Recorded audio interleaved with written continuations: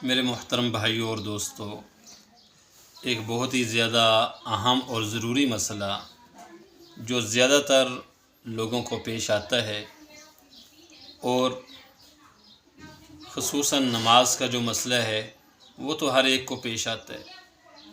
وہ کیا ہے کہ ایک آدمی چوتھی رکعت میں نماز میں شریک ہوا ہے، جماعت کی نماز میں چوتھی رکعت میں شریک ہوا۔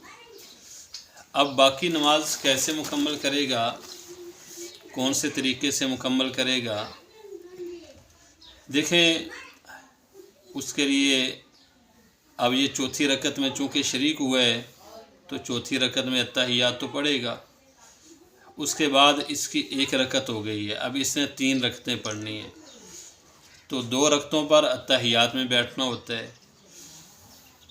تو اب یہ ایک رکعت پڑھ کے اس کے بعد اتحیات میں بیٹھے گا، 2 رکعتیں پڑھ کے نہیں بیٹھے گا، بلکہ ایک رکعت پڑھ کے، کیونکہ ایک رکعت اس نے امام کے ساتھ پڑھی ہے تو ایک رکعت اس کی وہ ہو گئی، اور ایک اس نے اپنے طور پر پڑھ لی ہے، اب اس کی 2 رکعتیں ہو گئی۔ تو 2 رکعتوں کے بعد چونکہ قاعدہ ہوتا ہے اتحیات پڑھنا ہوتا ہے، تو اس وجہ سے اب 2 رکعتوں کے بعد یہ پڑھے گا۔ اس کے بعد پھر تیسری رکعت پر نہیں پڑھے گا، چوتھی پر پھر دوبارہ پڑھے گا۔ تو اس طریقے سے یہ اپنی نماز مکمل کرے گا۔ اور اگر نماز 3 رکعتوں والی ہے، مثلا مغرب کی نماز کی تیسری رکعت میں شریک ہوا ہے، تو اب بھی طریقہ وہی ہے کہ ایک رکعت پڑھ کر پھر یہ اپنی اتحیات پڑھے گا، کیونکہ اس کی 2 رکعتیں ہو گئی ہیں۔ دیکھیں، شریعت کا جو قاعدہ ہے اور اصول ہے اس کو سمجھیں کہ یہ شخص ایک اعتبار سے منفرد ہے اور ایک اعتبار سے یہ امام کے پیچھے ہے۔ تو پڑھنے کے لحاظ سے، قرات کرنے کے لحاظ سے، رکعتوں کے لحاظ سے اس کی دوسری رکعت ہوگی، تو قرات کے لحاظ سے اس کی ایسے سمجھ جیسے پہلی رکعت ہوگی۔ اب یہ امام کے ساتھ جب چوتھی رکعت میں شریک ہوا ہے تو اب یہ باقی 3 رکعتیں اس نے پڑھنی ہیں، تو ان تینوں رکعتوں میں کیا کچھ پڑھے گا؟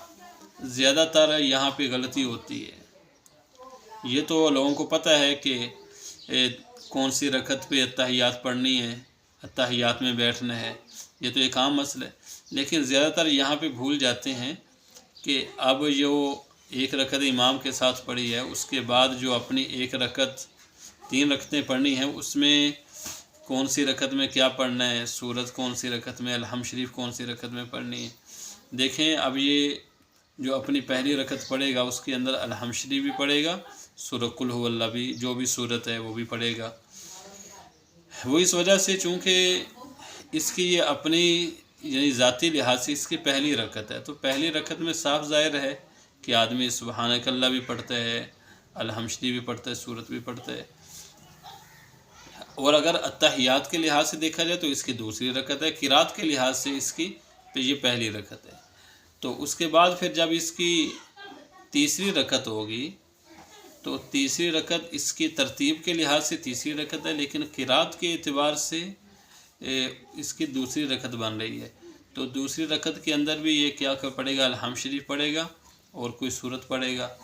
اس کے بعد اس کی جب اس کی تیسری رکعت ہوگی قرات کے لحاظ سے، اور ویسے چوتھی رکعت اس میں تو الحمد شریف سے صرف پڑھنی ہوتی ہے کہ فرضوں میں تیسری اور چوتھی رکعت میں صرف الحمد شریف پڑھنی ہوتی ہے، اس میں سورت نہیں پڑھنی ہوتی۔ فرضوں کی پہلی دونوں رکعتوں میں الحمد شریف بھی پڑھنی ہوتی ہے اور سورت بھی ملانی ہوتی ہے۔ اور اس کے علاوہ جو سنتیں ہیں، سنتوں کی ہر رکعت میں جو بھی سنتیں ہیں اس کے اندر یاد رکھیں کہ اس کی ہر رکعت میں سورت بھی پڑھنی ہے اور الحمد شریف بھی پڑھنی ہے اور آگے سورت بھی پڑھنی ہے۔ جون سی بھی صورتیں، جون سی بھی سنتیں ہوں، چاہے ظہر کی مؤکدہ سنتیں ہوں یا غیر مؤکدہ سنتیں ہوں، ان کی ترتیب بالکل ایسے ہی ہے کہ سنتوں اور نفلوں کی ہر رکعت میں الحمد شریف اور سورت دونوں پڑھنا ہوتا ہے۔